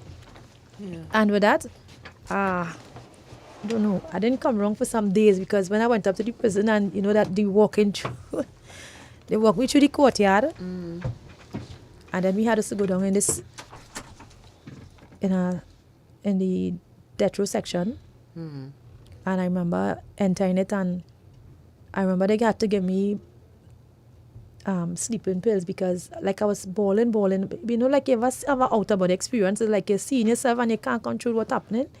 That's how I felt. And I was out of it for about, I'm not lying, 2 to 3 days straight. I didn't know anything. Then I understand, I think mommy and them came up, auntie them came up, and they told me, all I know, they told me after the officers cleaned me up, and they were trying to see if they could get liquid down my stomach. And all that time I didn't really know anything. And then they told me, Natasha, you're trying to come through because your parents want to see your mom, your auntie, and them, your family want to be there for you. And that's how I ended up thinking. And when I was, me coming out from death row, they had the thing where you had a handcuff you. Once you leave in the cell, they must handcuff you. So that takes some kind of, that was a mental thing all by itself, because remember, you're in front of everybody who you know are ready for, and then it's like you're in the system, but in another part of the system, and you have to walk the corridors now with nobody being around, nobody can stand within a distance. So some of them, if you're passing, sometimes somebody say make them turn their back. Sometimes not even officers really could have stand up which part we are going to where we are now. Like officers and mates all you move wherever we pass and you go and get your visit. And that was something just by itself, trying by itself. And what was it like seeing your mom after all this time? I mean, she hasn't been around. As I said before, I just been open and straight, right? Yeah. Honestly, I was, as I tell you, I was angry at mommy. I was hurting, but I was kind of like angry because, where's mommy and all where's mommy? Yeah, so it's like, the mere fact, and I was like, mommy, maybe if we just do things different, my life would have been so much more, so I was angry. And, my aunt, I say my aunt yesterday, every day she'll come religiously and she'll say, baby, you have to hold strong, and auntie love you, and I love you, and she keeps saying I love you over and over again, like, and I can't need to hear it too, it will be all right. And then she started to pray and try to be the role that mommy was supposed to be. She started to be, and she was like, just, she's just keep telling me, Natasha, sometime out of the bad, God just want to change your life. And she's very spiritual, right? But she will always be the pillar and the backbone. And she keeps saying, I don't want you to hate your mommy, because I keep started to cry. And I say, I do like how mommy operated me. Why mommy had to make my life like this? Why everything had to be so bad if she was just there? And I was, again, and then she'll keep, every day she'll come and she'll say, Natasha, I want you to know that your mommy don't know better right now. It's not your mommy's fault, you understand? We wouldn't understand what it is your mommy going through, but your mommy going through something that we just had to work with she and pray with her and help her to go through this. And I guess, and then everybody, and must say this, I must say, see the older head officers that was there, comparing to now, the older heads, see one like Miss Headley, Miss Joseph, Miss Rosie, it have a few well, right? But they know themselves, and they were the one who were very instrumental in me, structuring how I see things and how I view life, and not just to become better, but to learn to forgive and say, Natasha, hear what? You made an error in life. Sometimes wrong choices, wrong people. This is just a whole mess in your life, but your life don't have to be a mess. You could start building from here, you could start growing, but you need to forgive your mother. Like all I keep saying, if you don't forgive your mother, you would not grow past this. And it was not until I started letting go of mommy, letting go of daddy, you know what I mean? Even if he wasn't really in our lives, you know what I mean? But as letting go of these things, it makes you realize, what? I started to remember things that they start making me see, despite of what mommy instill certain values in us and morals and principles, up to this day I would never break. So what I started to do now is remember these things and start to build from there and realize, okay, Natasha, you're here already in the system. You can't make it change, can't make it no difference. But what you could do now is that you have kids. So now I need to set an example for my kids, because not what happened with mommy, I know what happened with me and my kids. The only sad thing is that it take me 30 years, even in the system, but I don't have a relationship, and I want to care this. I don't really have a relationship with my daughter since because when they take her, she was about a baby. All I could, even if I see her as an adult, all I could still see her in my arms just with a pink dress, with a pink bow tie, and they took her from me after that, right? So to say like we have a relationship, we never got the opportunity to build a relationship. And nobody never tried to get you Well, in all fairness to you, Mr. Ramuta, Miss Agard, everybody else, other welfare past Miss Francois, or former welfares and all let's try for us to build a relationship. Yeah. And for some strange reason, I can't be able to bridge my daughter if it's not somebody telling us something, and I don't know, we don't have it. And I've been trying. I try. My son even tried before he died. And one day he came and he said, Mommy, I want you to promise me something. don't let it stress you out, please now, mommy, because you're already behind bars. And what I just want my daughter to understand to the end of the day, when you're behind prison bars, there's only so much you could do. Correct. There's only so much that I could do. The most I could do, because there are times when in the past, when she was a baby, even with my son, I would ask the church services to get the Uncle Arthur storybooks and all these different things. Whatever I get, I would try to gift wrap it and send it to them. And I don't know if the people was giving them it. I was writing letters, like I was going mad and in every way. And as I said before, I could only do so much, but what I have. And I don't know if the parties that were with my daughter or whatever wasn't giving her what she was required. But at the end of the day, I don't know, but So we then just don't there's- have a relationship. So then there is still that bridge to gap. Yes. To be you know. filled, yes. Yeah, But I wanted to ask Mary, Because the before we commissioner go of on- prison has been very instrumental, Mr. Ramuta. In trying. He's Trying to that reach man out. try at every junction. He will actually see Natasha and he will be on the phone and he calling her aunt. He called this one, he calling every single body. Then the last thing we know, the last phone number that we had of her, it was changed. And with that, there was no more communication. So I And can't she didn't do so make any much. attempt to contact No, you and I or- don't understand. I'm not asking. And this is not fairy tale, no God. This is something that, as I said, the most I could do now. Herewise do I say, despite of what is my child, I have to love her, because despite of what she's my child, 2 children I have to love them. As I said before, not because I understand the anger that I had felt towards my mom, so I would not allow it to trickle to my kids. So the most I could do, and that's the reason why in prison I always say, okay, Natasha, you could grow. Make them realize that here, but even if you're incarcerated, you are still trying for perfection. You are still striving to do the best that you can. So at least when they look on him, you might feel ashamed of me. You know, but at least you could still say, you know what, in your heart of hearts, well, at least my mom's still trying to go forward, and she's still trying to make the best of the situation, to try to excel at the best that I could. Mr. Ika, you had a question? No, yes, what she mentioned about Mr. Ramos, he did that, try to bridge that gap. But there was no communication whatsoever. And I think, as she said right now, Natasha has a granddaughter. Yeah, with my son. No, For my with your daughter is a My grandson. daughter have 2 children. Daughter have. But a grandson. Right, so they with- tried to get them to come together, but it did not work. I know Mr. Aramuta, I know he would give Yes, that his all. he went to the extreme. So then the onus is on them. If they want to make amends and because you see there will be that gap in her life too, And I whether she likes understand. it or not. Because anywhere you go and somebody, so what about your mom? Yes. You wouldn't know where And to she carrying start. her name, so I mean, and she you're carrying must her know. name, so regardless of what. But as it's interesting that we could hear this. It turned against her. She did not get one letter. That's her auntie. Okay, so then there are people who would have built that wall. Yeah. Between you and her, and they didn't just want.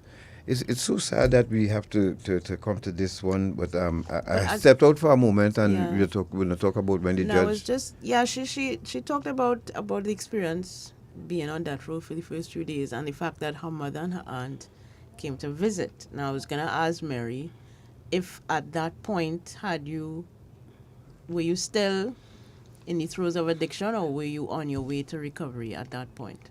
Well, when you went to visit. When I went to visit. On death I was on my way to recovery. Yeah. Or trying to recover. I was trying to recover, Visiting Tasha. For the first time seeing Tasha behind bars, that was my real encouragement to get clean. I tried, I couldn't. I would try and I would fall and I would get up and I would try again. And today I am 6 years clean. I thank God for that. 26th July, I was 6 years clean. Right? Well, a couple of days now. And I thank God for that. But going and visit Tasha, seeing Tasha behind bars, even my son, because he was incarcerated too, having to go visit. And so sometimes I would fall off the wagon, but whenever I fall off the wagon, I would put somebody in place. Yeah. Like when I recognize, That's true. I would get somebody to continue that visit. So from then to now, there was never unattended. Right. Always had someone there. If I'm not there, I would make sure. And then my Aunt Esther, before I visited Tasha, my Aunt Esther did a splendid job. She represent me. Standing in the gap. And that's my aunt. That's my aunt. And I thank God for that aunt from a child. Were you aware, and Natasha mentioned the fact that she was angry at you. How did you feel about her expressing that to you? I understood. I understood that she would be angry. I and all would be angry if somebody, it's only fair, and all would get angry. But what I like is about Tasha saying to me, Mommy, I forgive you. That, felt, my son said the same thing to me too. So then you as a mother hearing that, Natasha as a mother, I'm sure you would like to hear that from your daughter as well. Yes. Yes. This is so powerful here. I don't know if people listening, but you see, we have to have that restorative way of thinking too in society, and unfortunately, we don't have a culture of loving and understanding each other. We don't. Let's face it, we don't. And understanding that people can change. When this happened to her, she was a teenager, right? Yeah. But she's now almost 50. Well, in her 40s. How old are you now, Natasha? Mama, don't say the age over the air. No, nothing wrong with that. It's okay, it's quite all right. You can say it here on this program. No, it's legal here. I'm 40. I'm not saying 48. 48? Yes. So you went to prison from the age, you were locked up from the age of 18. Yes. And at the age of 48, you are still in prison. Yes. 30 years. Mm-hmm. I want the youngsters listening to understand this, because on part 2 of this program, you will hear about that part of her life that she lost, and how I'm sure she wishes that if you got one wish, what would you do?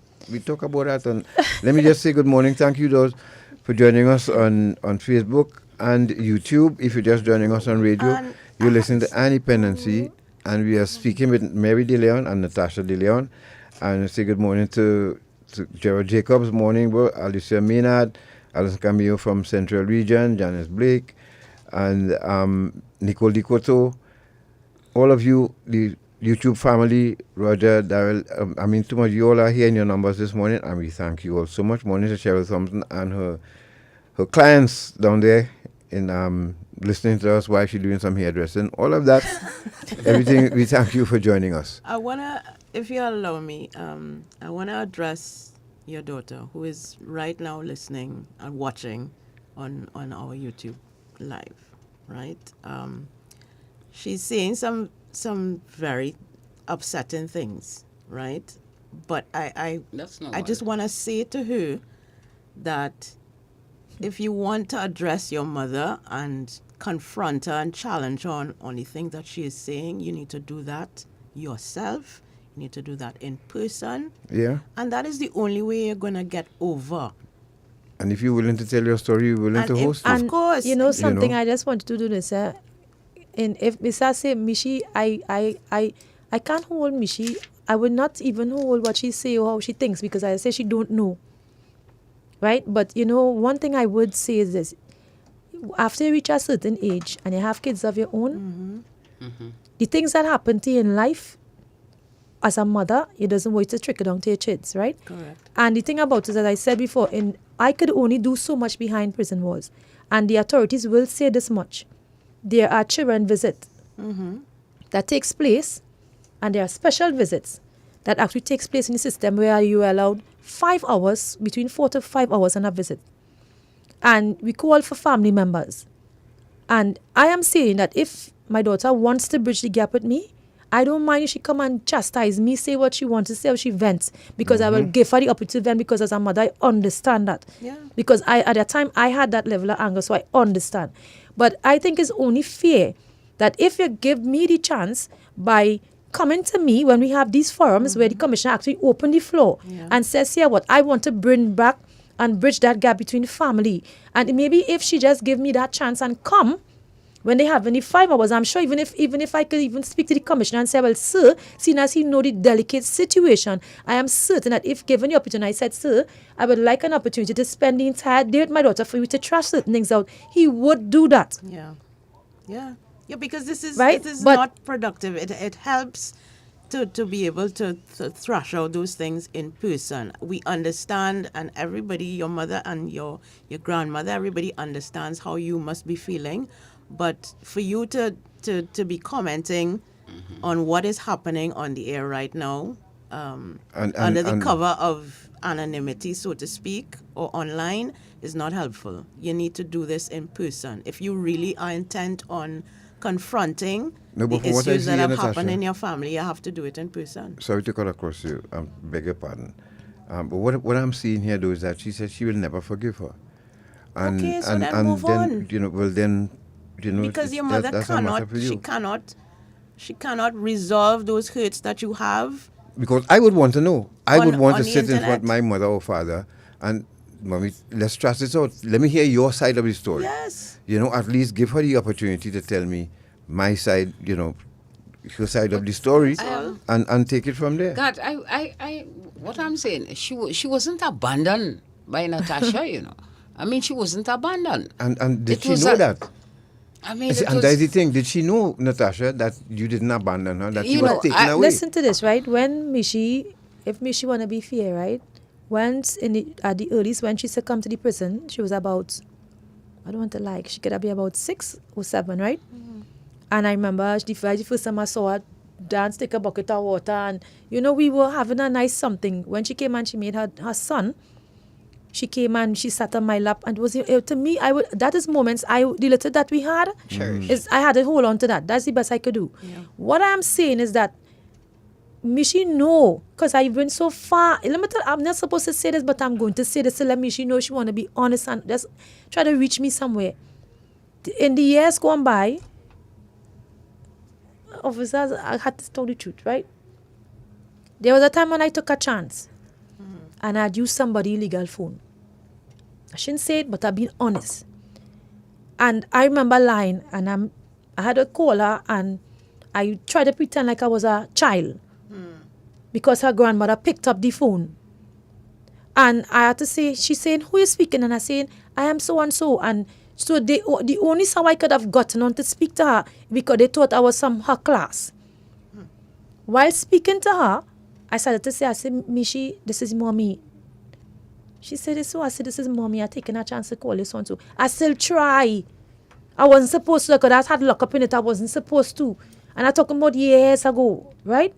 And the thing about it is that in my own way, I could only try.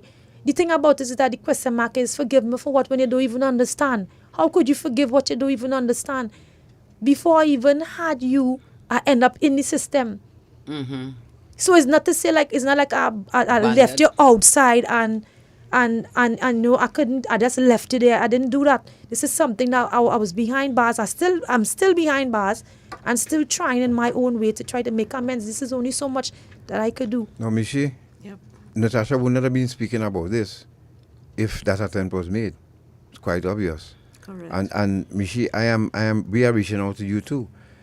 You have our number. In case you don't, it's 756-6337.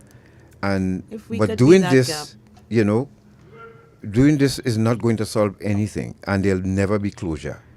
So I just want you to understand that, and I'm glad that this is happening here this morning, because maybe this just could be it. This could be the catalyst to have closure in that department, Natasha, because you'll be released soon, because and what's going to happen? You have a daughter out there, your son is already dead, and it's not a nice feeling to know that. And I also wanted to know, it's not that I love Kevon more. It has nothing to do with that. I always keep saying I have 2 children. 2. I could never love one more than the other. I don't know nothing, but mommy didn't grow us up like that. I know, but you make 2 children, you have to love the 2. Equally. Mm-hmm. And the only sad thing about it is that I just didn't have the opportunity to get the quality time with you that I should. That's why I always trying to do it with children visit. That's the best I could do. Children visit, complaint, and normal visit 45 minutes. the commissioner and put it on the floor where we have 5 hours of quality time with your family, and you could do a lot because we're going to embrace each other, hold each other, cry. I mean, say what we need to say. You understand? And this is why the forum is there. So unless you give me that chance, I am letting you in, Mishi, you have to heal. Baby, you have to forgive. Is the only way, because I had to forgive my own mommy in order for me to go forward. So I just ask you to forgive me. If I've hurt you in any way, Mishi, I just want you to know that I love you and I do forgive you, and I want you to forgive me in return. If you just let's go to video B, short man. Natasha speaks at a forum. Let's go to that video, and when we return, you'll hear from Commissioner Ramota. Oh, it will be C, short man, actually. C, yeah. All right. So go to video C, short man, and as I said, sometimes it takes for something to happen. So, and maybe this is it here. We could finally bring our family together and have some closure. There are a lot of hurt people out there. There's still, a lot of hurt even people. After 30 years. Yeah. And so, Mishi, we're not hating on you. Natasha has been on our program several times. We met Natasha when we opened Rise Maximum Radio. She's one of the foundation members, you could say, who graduated at the opening of the radio station. And that's how we met. So we're not taking any side here. Definitely not. I could assure you that. All right? So, let's, Shortman, go ahead with the video. Good night, everyone. My name is Natasha De Leon. I have been on death row for 13 years and more. I came off of death row in 2008. The question is, what is going to become of life us? So it takes a great toll upon a person who has been sentenced. Sometimes some of us came down on an interim order, which I now understand is a temporary order. And when you are there, normally the mindset of a normal human being is this: give up, have no more hope, because there's no reasons to hope. But so to get up every day and still be able to put a foot in front of the other, and knowing that you have made amends for the wrongs that you have done to society, society is not giving you the opportunity to see that. But you get up with the intention of trying to make yourself a better individual, and you're utilizing all the opportunities that is given in the system to transform yourself, not only just mentally, but physically and spiritually. And you're asking now, what is going to become of us? When we sit down behind bars and nobody then thinks about how we will feel and hope. So I am asking you kindly tonight, on behalf of myself and my fellow lifers, to look into us and remember us at the end of the day, sir. Remember that even if you give us a fixed sentence, at least we will have future to hope for something better than just sitting down behind bars and we don't know. Because here I am. I am a part of the restorative justice, and I can say this, because if the prison didn't offer me this opportunity, then as I said, I would not have been here tonight. And I am here because of individuals who is part of the system, and they saw something in me to give me a chance to come forward. And because of this, I'm begging, I'm pleading with you tonight before society, that let society also know that we know, and I know that I have done something wrong, and I could never turn back the hands of time. I would also like to extend and also say sorry even to those who have hurt and never got the opportunity to actually say it. And as I said, the future is not where we're going, but what we are creating. And once we remember that, we just have to remember at the end of the day, it comes down to humanity. And Mr. Sterling Stewart, I really want to say thank you. Thank you very much, sir, for this grand opportunity to be here. Thank you.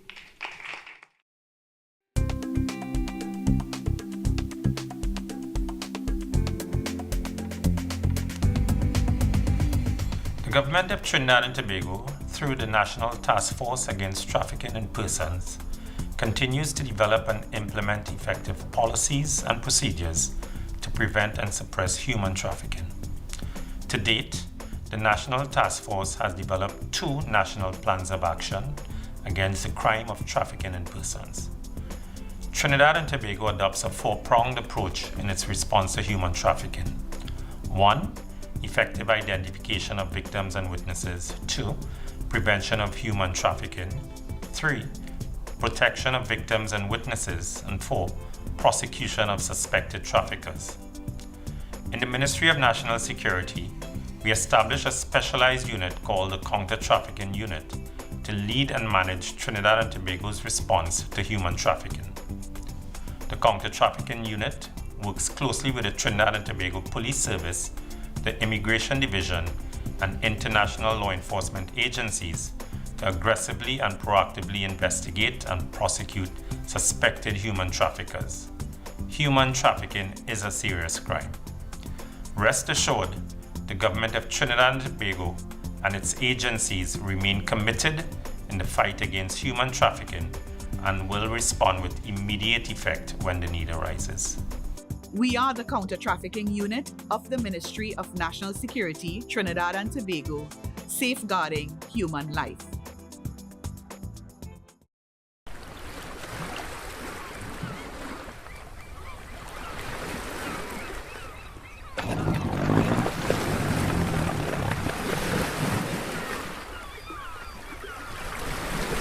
Hey, Cappy, talk to you now, boy. I got a small work for you to do. You make a quick 10 G's. What you going to do for me? 10 G's? Where's that how I do this, boy? What you doing? Taking your boat, run up the islands, pick up some people and then bring them back here for me. That's all you have to do. That sounds like human trafficking, boy. That's a serious crime. I can't make that. Trafficking in human beings is a serious violation of a person's human rights. It violates a person's right to freedom of movement, freedom of choice, freedom of speech, and freedom of identity. It is a heinous crime which affects local, regional, and international peace and security. A victim of human trafficking is subjected to many types of abuse. The crime destroys a person's dignity and self-worth. Victims often feel hopeless, are suicidal, and are stigmatized in their communities. Child victims are deprived of their rights to education, play, and social interactions. They're essentially robbed of their childhood, and that can never be regained once those years have passed. If we do little or nothing to fight against human trafficking in our country, we can face economic sanctions from international agencies and partners. Our country will be losing money. Doing little or nothing to fight against human trafficking will tarnish our country's international image and, most of all, the value we place on human life. Human trafficking is no respecter of persons. Anyone can be a victim. So let us all strive to safeguard human life and dignity in Trinidad and Tobago. We are the Counter-Trafficking Unit of the Ministry of National Security, Trinidad and Tobago, safeguarding human life. Eye on Dependency with Garth and Natasha.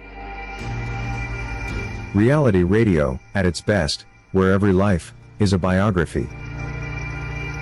Sundays, at 10 a.m., and exclusively, on 95.5 FM. And streamed live on the Eye on Dependency Facebook page and YouTube channel.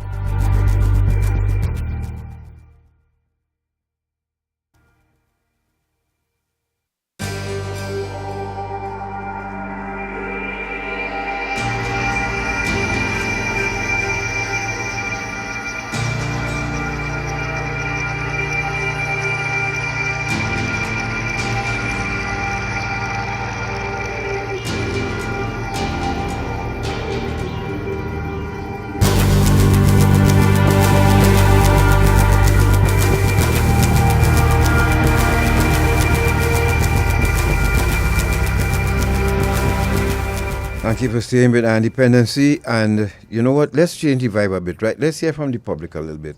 As somebody said on Facebook here just now, this is not the place to vent this, unfortunately, because, you know, you're using our forum when you could have done it another way. The same things you're saying here, you could have tried to say that to the commissioner when he tried to reach out to you all, and that would have solved inside there.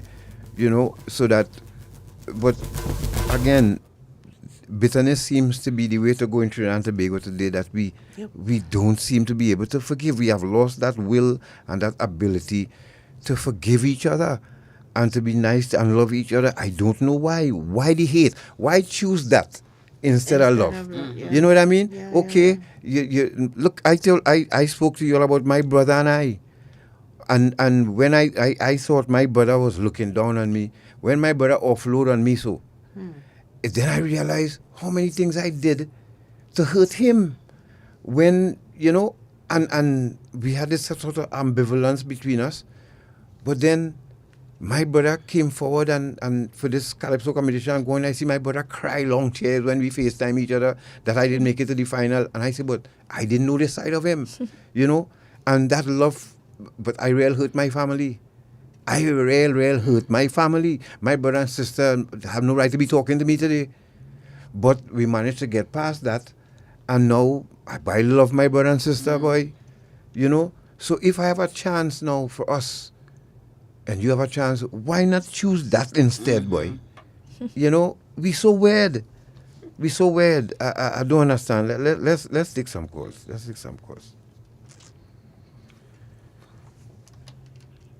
Hello, good morning. Yes, good morning.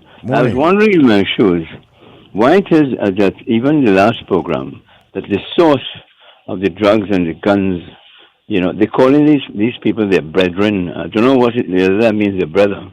Why it is they don't reveal? Because they are complicity in everything. Correct, sir. Thank you for that. Hello, good morning. Hello, good morning. Good morning to Tasha. Is Tasha on the air? Good morning to her mother. I always there. I have a mother and a grandmother, and I listen to that child talk. And no matter what she go through, one thing stand out. When her sister was in trouble, she was there for them. She just was like an aunt to save sisters and them. That stands out for me. And I want to tell her, no matter what nobody say or do, no matter if a child is coming to see it, it have a God. Keep on holding on to that faith. Don't give up. Perhaps she might be the one to come and see it. Which battle is there. But one day when God come out, when you come out from there, that child will be waiting for you. Because all have a bond. The bond starts from your womb. That bond starts from your womb. And no matter what it is. Right now that means she's feeling that she is so sad. She have a sadness in her. You're really talking and saying that she don't want to see it. She want to see her. But you see that this party is it? She want to feel you. She want to get that bond back that she had with you when she was in your womb. So don't give up. Because in 27 Psalms say, wait on the Lord. Thank you very much. Good courage, and he shall strengthen your heart. You just wait on the Lord, and everything will work out for you. Thank you. All right. Hello, good morning. Good morning to you, Garth and Natasha, and to the people there. What's her name? Michelle. Oh, God, no, Michelle is the daughter. The other parties. Natasha De Leon. Natasha De Leon and her mother Mary, right? Yes. Good day. Right. My thing, when I listen to the pain, you know what I'm hearing and seeing? Families being destroyed. These drug pushers and these things. You know how they have certain laws put where this tobacco factory is concerned? I wish that they could take away all the spoils, all the assets from these pushers and these drug lords and redistribute it to all the families who have been destroyed. It starts there. And, the pain and suffering, the only way is only God to bring healing to that family. And I hope that your daughter who is listening and everybody else come together. It doesn't make sense carrying on the pain and the backbiting and so on. Nothing will change. Do make sense. Come together, ask for forgiveness, and you move on from there. Pray about it. Pray. God lives. God works. He intervenes. And God and Natasha, those drug pushers and those drug lords, besides making jail, take away, strip them of all their assets and give it to the families that they have destroyed. It's disgusting. It's terrible. Thank you, guys. All right, thank you. Thank you very much. You know, Lord, I don't know how to say this again, you know. And you see people who thinking like this here, because I'm reading the comments, you know, they keep coming. And I'm saying it's like trying to convince an addict you need help, and an addict telling you, I don't need no help. I know what I'm talking about. Okay, we're talking about cause and effect, people. Let us use our brains a bit instead of our emotions. Where does this all start? It didn't start with Natasha. Understand that, Mishi? It didn't start with Natasha. It started with Natasha being left alone by the individual who is in studio here who told us what happened. That's where it started, Mishi. So all of you are victims of circumstance. It started with Mary, Mishi, and Miss Payne and whoever else here, you know, throwing your mortars at us. It didn't start with Natasha, and you all hating on the wrong person. But there's a domino effect from that. What happened, starting with Mary, Mishi. And it's obviously continuing and on to another generation now. Come on, all the wake up now. Somebody needs to take out the domino at some point. That's right. Have sense, Mishi. It didn't start with Natasha. You all ended up in it because it started with Mary. Mm-hmm. That's where it started. And if anybody you should hate or be upset with or try to level score with, start with Mary. Oh, Jesus. Fix it, Lord. Hello, good morning. Good morning, God. Morning. Natasha, Mary Tasha, and the officers there. God, boy, this thing all started in the 80s when certain people, out for the greed of money, bought in this substance that has destroyed many lives in this country. But thank God that Mary recover. Natasha is now a success story. Sister, continue praying, and one day you will get that presidential pardon. You are both a success story, and I hope that people who are listening to this program will understand where we are going. Enough respect. Blessed day to you all. Same to you. Hello. Good morning. Good morning to you, God. Good morning to you, God, Natasha, and your special guest, Natasha.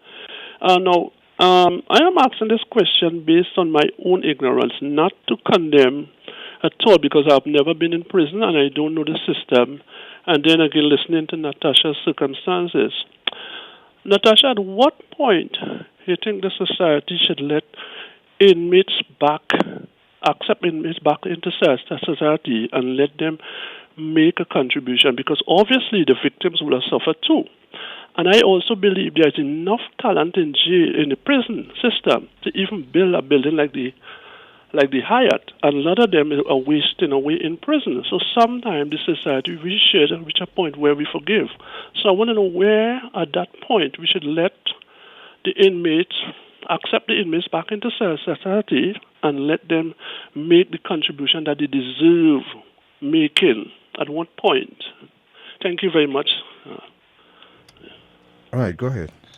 Well, enlightenment of the question that is... Oh, sorry.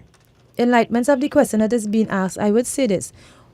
There's a pinnacle that each and every individual who have changed or transformed their mindset behind bars, and nobody, I mean, there need to be bodies or put something put in place where you could actually see and view these individuals, or I am certain that there might be, there will be information that could be trickled down to the society on the whole, I guess from the commissioners and the powers that be in the institution. I don't believe that we should wait until we reach outside to give back to society. I do not believe in that.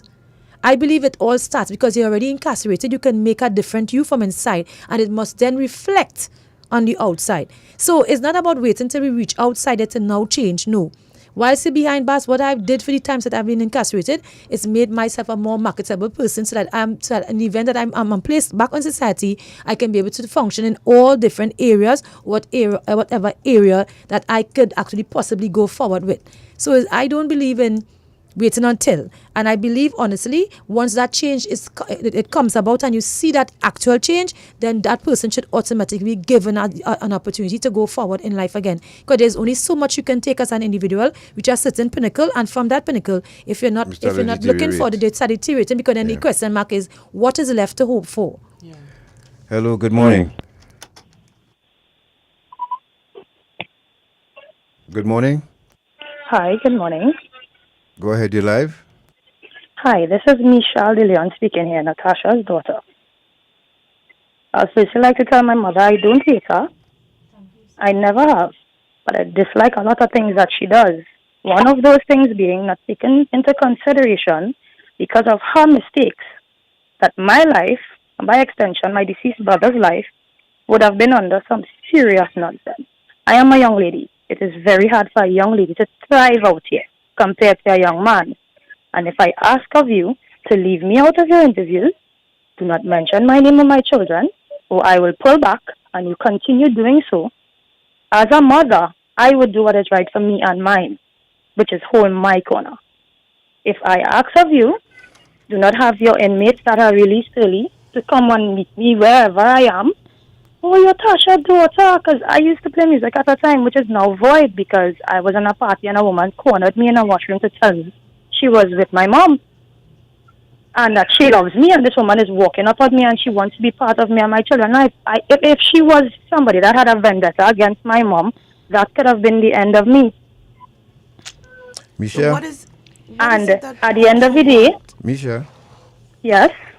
Go ahead. No, I was just gonna ask, what you want complete sever of ties with your mother? You don't want her to I would mention appreciate you don't want... that, firstly, my mother stops telling people that the family that I had put me against her, because that is not so.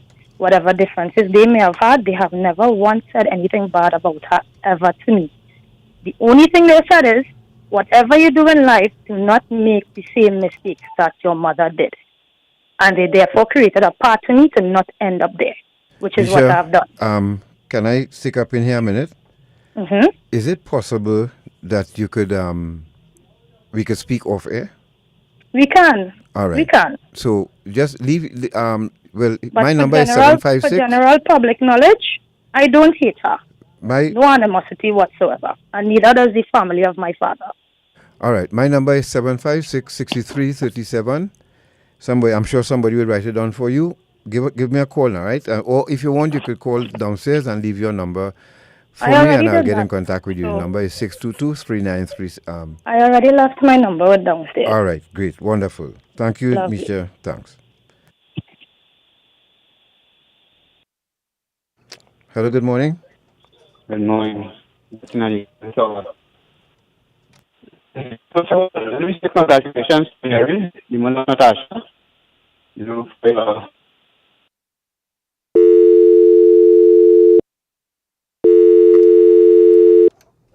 Sorry, sir, that line. Let's try. God. Hello. Good morning. Morning, God. I'm Natasha. Morning, my dear. Yes, Zina, yeah. Morning and morning to her mother. I want to start by telling her mother, congratulating her for being so many years clean. Thank you very much. And to continue to keep on that path. One day at a time with God's grace. Yes. I could remember the case with that name, Natasha De Leon, and I could remember that trial.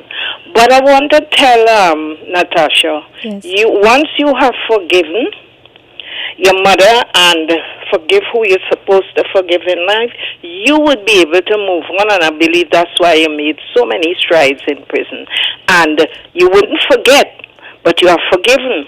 But if, as I say, I now heard your daughter call, which was very good, so you know the where you stand with her. But what I want to say to the daughter, I'll try to talk to God and them and see if you could change the feeling, because unless you forgive, and maybe you never know what life may show you down the road with your children. You understand? Even though your family would have, given her the way for her not to make that mistake. But once you have children, you don't put your neck on a block for them. So you have Well said. to know that there's a God and there's something called forgiveness.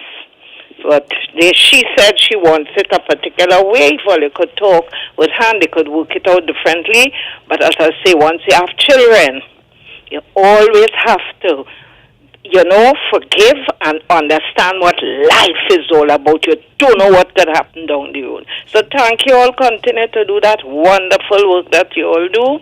And Gat and Natasha, I always listen to you on the radio because I call now I cooking. So what I must do is, as you say, subscribe because you all want to say take the program to another level. Yes. Right? Yes. Yeah, but I always listen. You know me. I always locked on with all you. So, but I will try and subscribe and see, and we also call on others to do the same because you want your program to grow. Yes, darling. Thank you, God and Natasha. We old people have to get hip with the technology. Yes, all right. Thank you very much. All right. All right, take Thanks care. very much. That's a very important point about,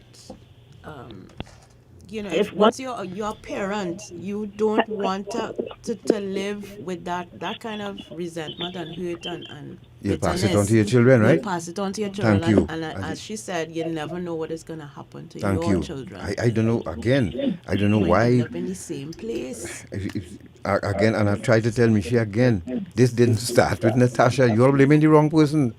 If you look at it in the bigger picture, Mr. God, you follow what I'm saying here, right? Yes, I am. Yeah, if you look at the bigger picture here, Michi, you all hating on the wrong person. It's as simple as that. And for a daughter to say she wants to have nothing to do with her mother, it's very sad. As Zina just said, the old people have a saying, what do meet you and pass, yeah? I know God, they say forgiveness is not for the other person, but it's for you. Yes. And clearly we have seen Natasha has forgiven. We have seen Natasha, from one to now, how her life has been transformed. So Natasha's at peace. Natasha's at peace. So, this is where all of us, when someone does you wrong, when you go and you ask for forgiveness, it's for you.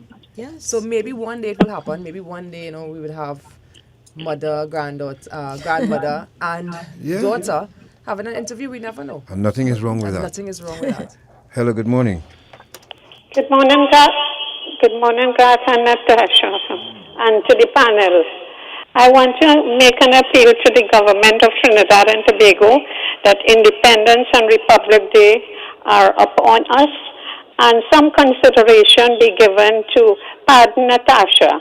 She has spent too many years away from her daughter, and they should be together. Give her some life more with her, because we are a forgiving society and they both forgive each other and we all forgive to go forward, and I would like to see that happen, and I'm appealing to the President of Trinidad and Tobago to please consider it, and the prisons as well. Thank you. Have a blessed day, all of you all.